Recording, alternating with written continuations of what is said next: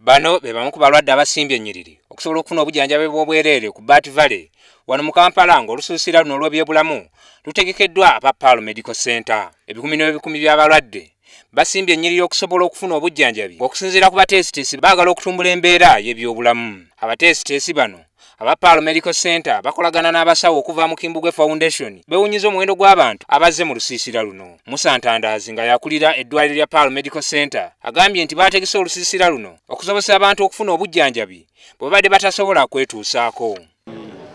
Obujjanjabi n'okudaabuda eri abantu baffe.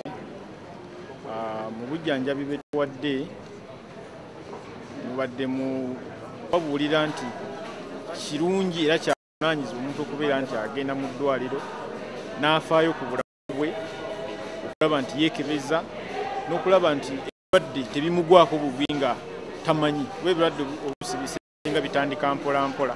Tukendeeza ku bungi bw'abantu abaziba amaaso, abantu abalumizibwa amannyo, abantu abalina ekirwadde kya hepatitis B.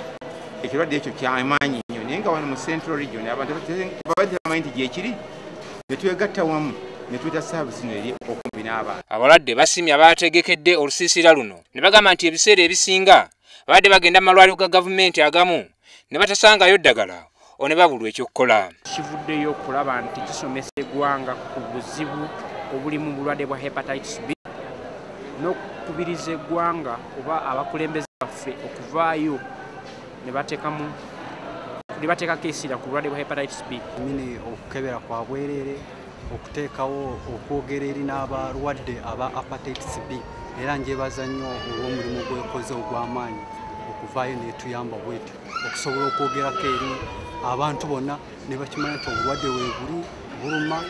Abantu bajjanjabiddwa endwadde omuli omusujja, okukeberebwa amannyo, okukeberebwa akawuka ka mukenenya, ssaako okukebera abaana ebiwuka era ne baweebwa n'eddagala. Ndi Aginusu Ntale ku lwa WBS TV.